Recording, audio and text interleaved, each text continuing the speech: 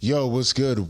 Welcome to another episode of the BJJ Goons podcast. I'm one half of the team, Mushmaster Tim Spriggs, and with me as always every week is... Yo, what's up, everybody? It's Nonu Nico Ball. I need some AKAs. I'm coming up with some. Me and Master Donnie are going to get in the kitchen, and we're going to bust some out eventually. I had a long night last night, so... You look like you had a long night last night. You do look tired.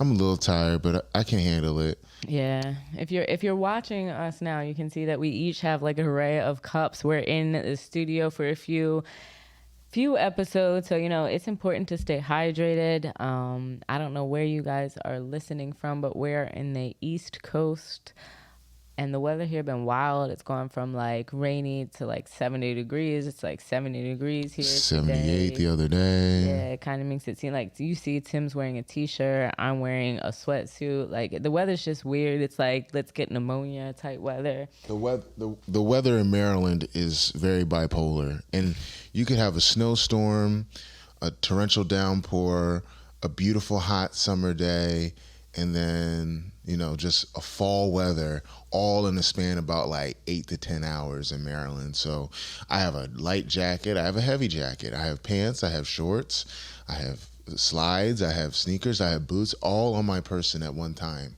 because of this DMV weather. Yeah, you got to train for the streets. You got to be prepared for the streets, like you always used to say. Heel hook and white belts, bringing the proper layering attire. Like, I have a W-2 job now. I have 2 W-2 jobs now, which is kind of Congratulations.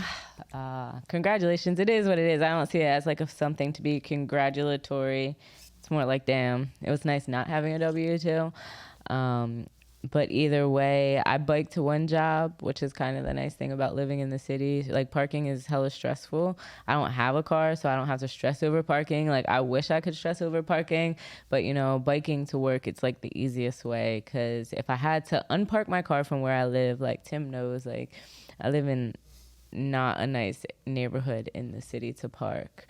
I got lucky. I was able to park on the street in front of your building. Oh, wow. That's, yeah. Yeah, and, like, that was you really lucky. have to get lucky. You imagine the anxiety that I have, like, when I need to, like, load or unload equipment or clothes or things like that. There ain't never any parking around here.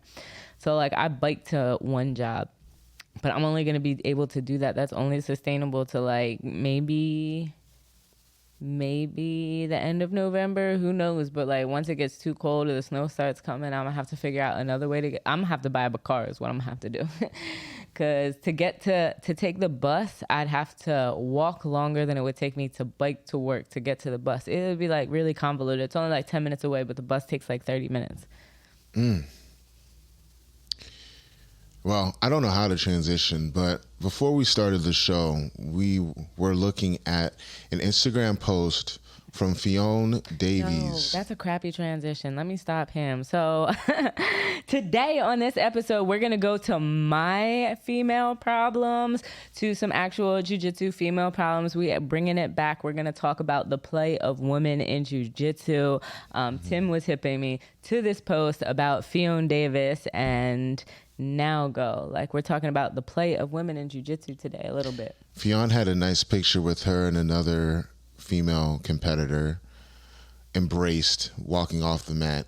But the caption is the real story Hold here. on, let me stop him again. He only says that. That was a weird way to present the picture, but he only says it that way because we were sitting here trying to determine what competition she was talking about, and the picture does not appear to align with the competition. So we think it's just a picture of her in solidarity with another female. Just girls rock. You just described it as kind of bizarre, but like that's why I didn't like, mean we were it as trying bizarre. I know, but that's why this is why co-host. I'm just trying to bounce it off and make sure like that doesn't get taken wrong. We were trying to, study this picture more in depth. Well, I'll put it to you like this. It's giving me girls rock vibes, which is positive. It says, not having women on your shows at this point is just plain embarrassing. Having just one match on the undercard as some sort of novelty is embarrassing. Having just 2 divisions is embarrassing. Men being silent on these issues is embarrassing. Believe in the potential of women's jiu-jitsu. We will be in a never-ending loop if no one takes the risks and steps forward. Well, Nico, what are your thoughts? I think this is a historic problem that women has faced at black belt, and especially coming up once you get past blue belt, the ranks in the women definitely decline. I had a friend that she used to hate a lot on female competitors that would go to competitions and then maybe not fight or have one fight and post that they got a gold medal, because she would be like, well, they didn't really do anything, and da da da da. And I spoke to one female black belt, and I'm not sure who it was. It might have been Erin Hurley. It might have been Christina Barla. And Christina Barla is one person that this person used to complain about, as a matter of fact. But they were like, you don't understand what it's like to train just as hard as the guys do to compete, to pay the same amount of money to compete, to pay the same amount of money for a plane ticket, to pay a same amount of money for a hotel, to show up at the competition, and there ain't not nobody in your bracket after cutting weight. So that person had told me, it's like, you kind of got to put respect on the struggle that person made to even get to that point to not have a fight.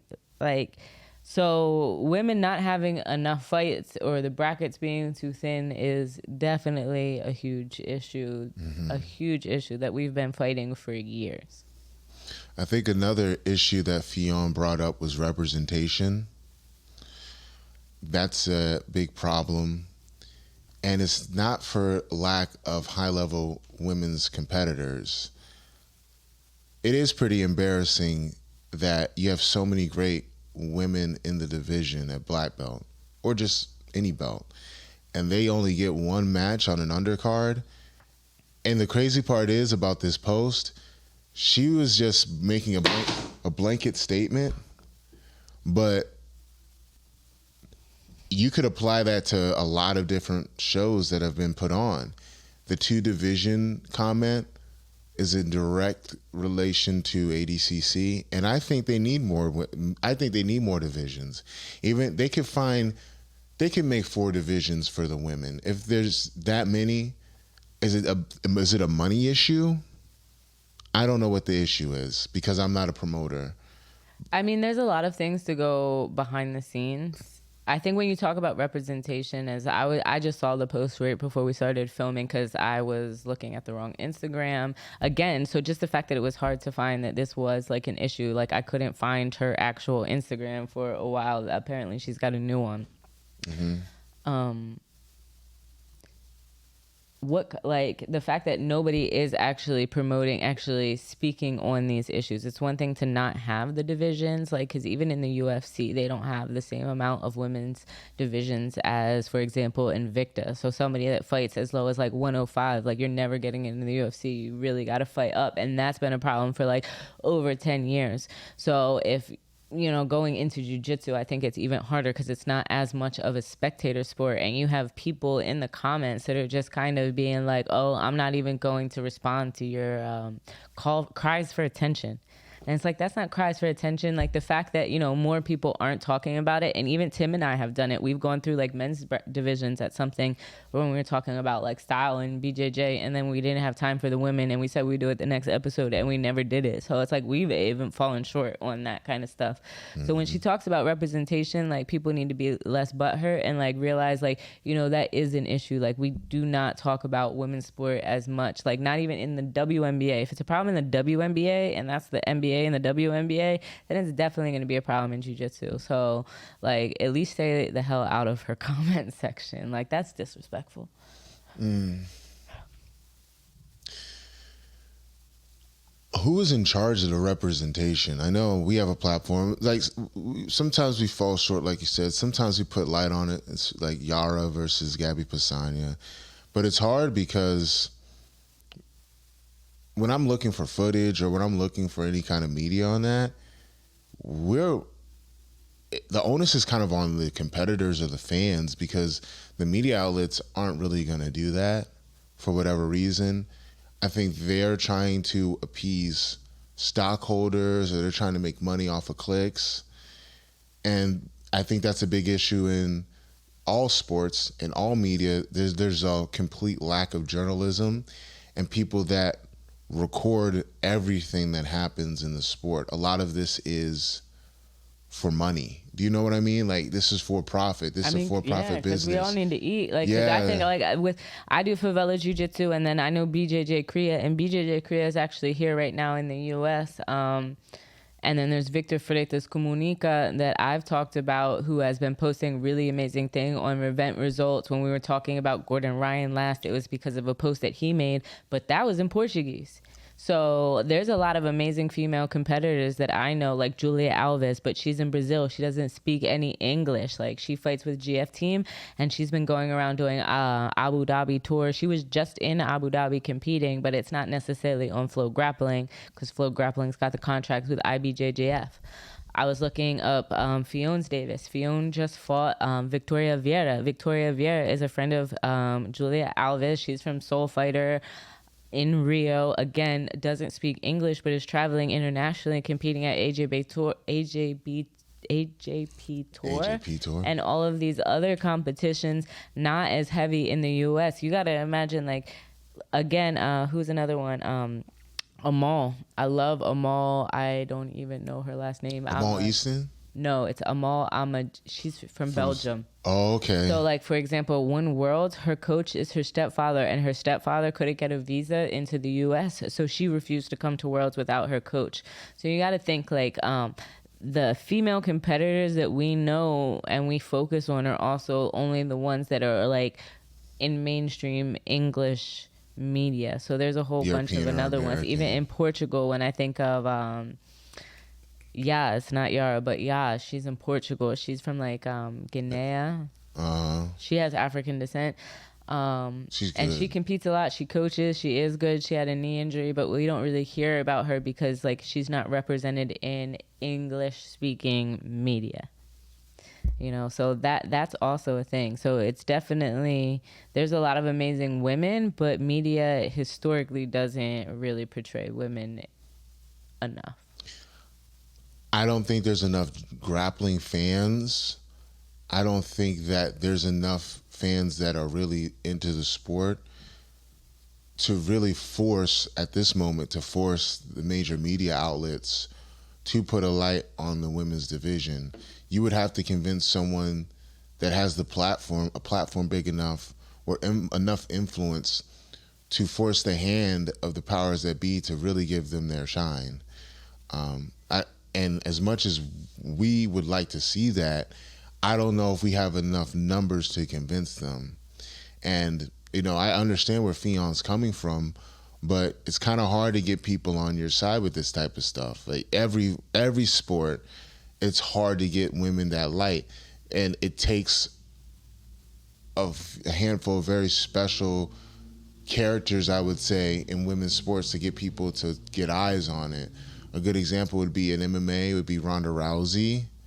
In basketball back in the day, it was Cheryl Swoops. In gymnastics, it was Simone Biles. But those of course, Serena Williams. But these are like a handful of people out of the whole history of women's sports. And as much as we want, and like I support Ffion, I don't know how it's going to work. You know. What do you mean? What's gonna work? Like to change it? Like, it's gonna take a lot of people, but I don't know if there's enough people in the sport that are for the cause to get it to change. Because if you're working at one of these companies, they probably want to, but the powers that be, the people in charge, like, we want more drama, we want more of this. And I'll give it to you, like the women's division, I don't see as much drama, as much bullshit as I see in the men's division. And lately, the discourse in sports and in media in general is drama sells. And I don't necessarily would want to see that. So it's going to... No, that's true. That's true. But I like, if you say drama sells, I think one of the main difference between men and women is, like, women have better shit to do. Oh yeah. Then focus on the drama. Like, you Yeah. guys, like, if I think about the women, because there's so many women in the sport that, like, you know, I look up to, even working with, like, Tay and his academy. Like, it's always been, like, a female secretary, and that was kind of a joke that's, like, held it down. Even, like, now, me being, like, 5, 6, 8 years in the U.S., I don't know. I've moved back in 2018. It's almost been 10 years. But, like, there's a lot of stuff that, like, they all come to me to handle. When you think about maybe Marcio Andre runs Hispeta. He has like a gi company, and y'all might know that, but that's kind of dope, is taking that entrepreneurial step into, you know, taking a brand that was really dope in Brazil, and now he's got gis here. But yo, I contribute that to his wife, Brenda. You know, I know that's the one that's holding down them orders and stuff, you know, so shout out to Brenda. In Rio, there is historic competition, FJJJ Rio, which is the Gracie competition. Yeah, I know everybody hates the Gracies, but if you want to take apart the hate and everything that's happened and go back to the history of jiu-jitsu, and back in Rio, like, that competition used to be historic, and they still run it today, and it's run by Kira Gracie. It's run by a female. And like, I have had conversations with her the last time I was there, and she is down to help the favela and the community, and she wants to use her money and her power to be able to have like a free competition for kids from the favela. They even went down to partner with Favela Jiu-Jitsu and call it Favela Festival. There was Rose Gracie that caused me a whole bunch of headache in my personal fucking life. But, you know, what she does now is just kind of educate people on concussions in sports. So I feel like women like BJJ Kriya, I can't say that enough, like Karine, like, who took like the idea of favela jiu-jitsu and like she went above and beyond. And like, sometimes like women are in a situation where they could hate, like, she does, like, might edit better than me and do this better than me and do that, but like, I have nothing but love and respect for her, because, you know, she's here in the US right now in Houston because she's filming a video for Hibomar, she said. But like, and then you gotta think about it, like, Hibomar had to have flown her all the way from Brazil to film that video, and that means like he couldn't have found somebody in the US to film that video. He had to fly a girl here from Brazil. Like, that's mad props to like her art. Like, so I feel like females in the sport, like, we thrive and we make the sport what it is, but like, we don't get that recognition through competition. Like, you don't see us out here complaining. Like, we just find other ways.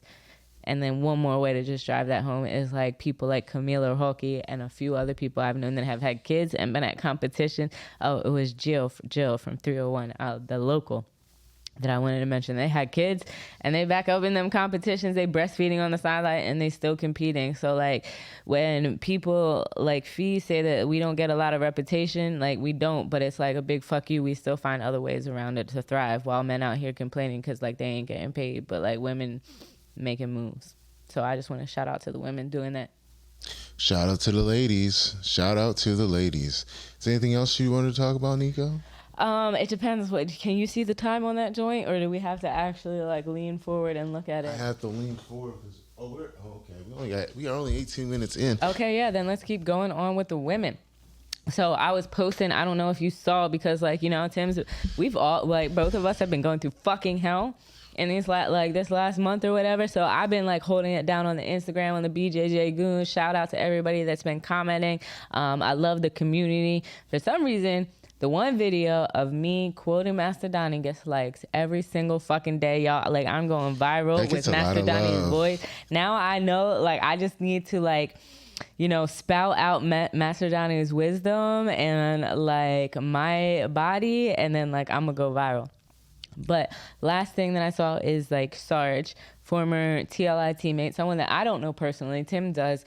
She started an OnlyFans. So did you see the post? I did see the post. Thoughts on the post? I thought it was a good way to get eyes on what she's actually providing, because when you think of OnlyFans, you think of a certain type of content, but what she's providing is in some ways a lot more beneficial. What is she providing for the people that don't know, and why is it more beneficial? It's like it's martial arts based. Yeah, and so like right now it's free. She said, let me pull up the post here. So right now she says it's free, and get in where you fit in. Like, while it's free, it's not going to be free forever. Boom, that's Breezy. Breezy badass. Like, Breezy is a blue belt from our team, TLI. Breezy is very good. That young lady can kick ass. All right. So she has an OnlyFans, her price list. The price list is very interesting. Ask me anything, DM is a $20 response. So let's just like think about our Patreon. Yeah. Compared to these price lists. But, you know, whatever. Ask me anything, DM response, $20 for all of yo, we be responding to you on our our IG. So, you know, if you ain't following us on the IG yet, go follow us on the IG.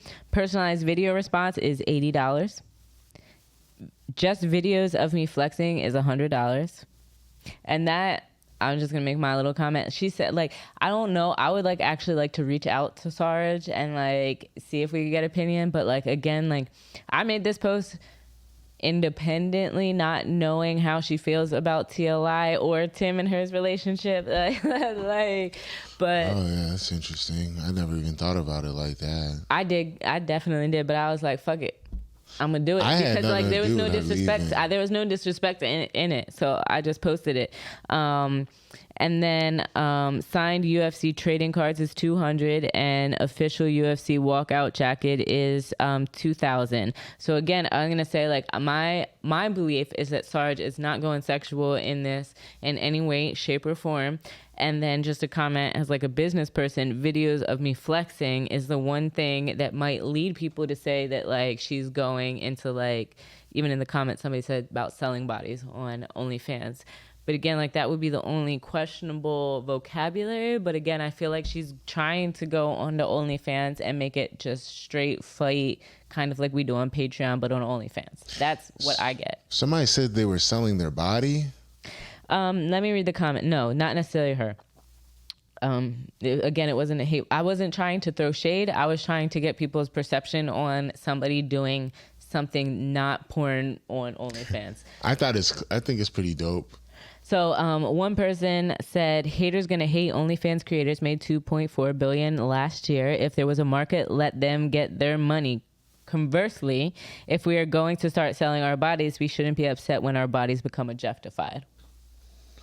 So in a way, like a UFC fighter does sell their body, whether it be sexually or primally, and in capitalism, we sell our bodies and our time. Yes, true. I mean, you have to, your mind is a part of it. Like you spend 8 hours a day in the office, you drive and sit in a car for an hour and a half to a round trip. Like it's the same thing. It's just some people are better at hustling than others. I'm really happy that Sarge is able to do that. She has a wealth of knowledge that very few people have. She's a black belt under Team Lloyd Irvin. She's competed at the highest level of jiu-jitsu. She's competed at the highest level of mixed martial arts. I would totally sign up for her program because being in that room with us, being a member of Team Lloyd Irvin, and a very valuable and important member in the history of our team, she learned so much being under the wing of Master Lloyd that, man, I totally endorse it. And even if she's sewing titties, it really don't matter because, like, it's capitalism, baby. You got to make $1 somehow, some way. True. For me, I'm just like, I would love to be able to reach out to Sarge and hear about why she chose that platform. You know, I listened to a podcast called the Social Proof Podcast, and it's all about business and entrepreneurs and things like that. And OnlyFans had reached out to them about doing content for that platform. So they had a specific podcast about one of them being kind of hesitant because he was like, oh, what if it's triggering to like some of our listeners that might have like an addiction to porn or this or that. And then they were equating it to like, well, it's like us having a mixer at a bar, but like one of our listeners being an alcoholic. So I would really just love to be able to bring her on as a guest, but I just think it's interesting. The point is that like people do need to get their money however they want to get it. OnlyFans did try to clean up their image. Like, who knows what she's trying to get on there for. I know my OnlyFans personally, this isn't a Patreon, but how far away? We halfway through. So if you got it to this point, you got to this point. Like, my OnlyFans obviously is only to follow like porn. Like, yeah, it's only sex workers. I only follow sex workers on OnlyFans. But then there's also like a sex worker that has an educational academy that's on Patreon, and I've also paid for her Patreon. I pay for like Horrible Decisions Patreon, and that's like a sex thing. But I also I guess we just in it. Like, I also produce content for other people for their OnlyFans. Again, to me, like, my username on OnlyFans is only to get into like explicit stuff. Like, so it's interesting, and therefore I have a separate email. I wouldn't want to be signed up for Sarge's thing on the business email that I use for actual OnlyFans stuff, you know? So like there I see actual like it being kind of difficult, like me using my hidden email to like get onto like into the OnlyFans. Like there I do see like an actual issue, and like but it's just interesting. It's very interesting. Yeah, I would say support Sarge's OnlyFans. I think it's a lot of good knowledge.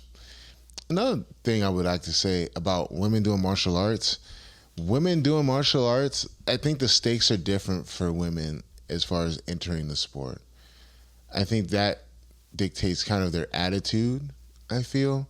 Because with guys, a lot of this shit is ego. A lot of it is like, I want to be able to beat everybody up. But, you know, I got to commend the ladies that do martial arts, because you're already going to be into a male-dominated arena, and some guys just don't know how to act. And women doing martial arts is a necessity. So like, you got to do it. And most of the time you are put up against guys that either trying to go hard on you because you're a girl and don't want to lose to a girl, or guys that are creepy, or it's just a physiological difference in both of the sexes, where you're already fighting an uphill battle. And for you to get that far, like, you got to be fucking good. You got to be fucking dedicated. If you're a woman that gets a black belt from a reputable school, like Sarge went through the ringer, man. The more I think about it. Sarge went through a lot. And if you want to take it off of Sarge and bring it over to like, because we've talked a lot about BJJ thoughts. And again, I don't want to throw any shade, and I'm not calling these people thoughts, but like, for females and like representation, Sarge gives off like one very masculine image. Like, I don't want to be like whatever when we talk about people like maybe Patty Funches. You know who Patty Funches is? Yes, I do. So she is a black belt under Checkmat. She taught or teaches out in California. She definitely has an OnlyFans. I believe it's rumored that she says she doesn't put naked things up, but she does. I might have heard. I don't even know. That might be hearsay.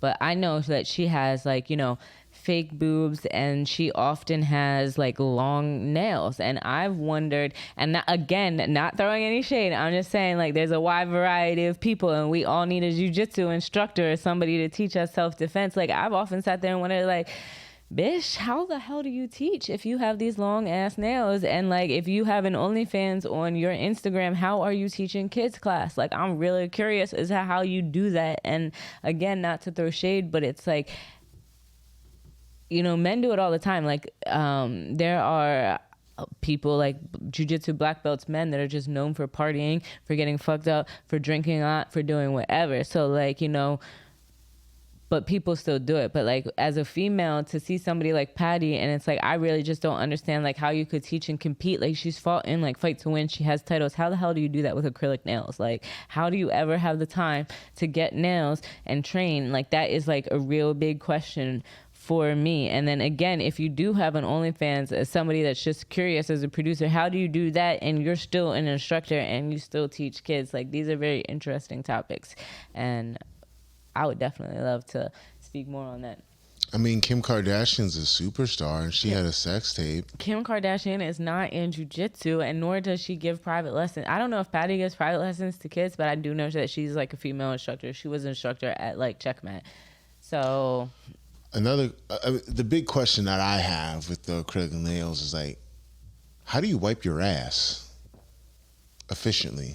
You know, as somebody, wiping your ass, you know, bidets are a thing, but as somebody that, like I said, like, we're gonna have to slide it on over to Patreon. I'm pretty sure we're cutting our like time limit, but filming content, like, you have to have somebody help you get dressed. Like, there's certain things you just can't do with the nails, especially if it's like latex or something that you put a hole through.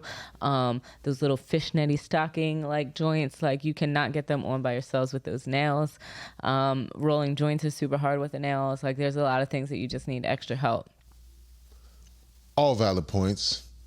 Well, Nico, Where can we find you on social media, and what are you trying to plug? The first place y'all should be looking for me is on Patreon. That's patreon.com/BJJGoons. Put your money where your mouth is. Put 5 on it. Get 2 extra episodes a month. I was almost about to say a week. But then on Instagram, follow me at no_new_Nico. That's no_new_Nico,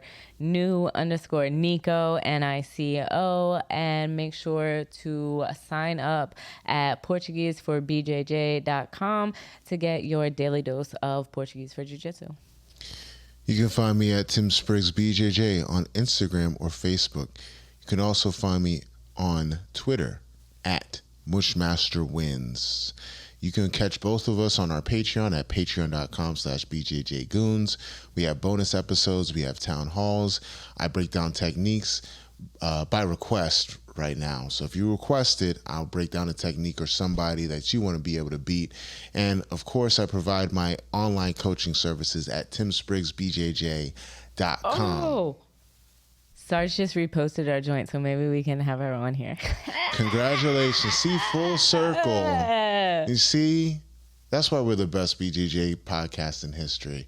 Well, on behalf of Nico Ball and myself, I'd like to say thanks for watching another episode of the BJJ Goons podcast. Until next time, peace. Peace.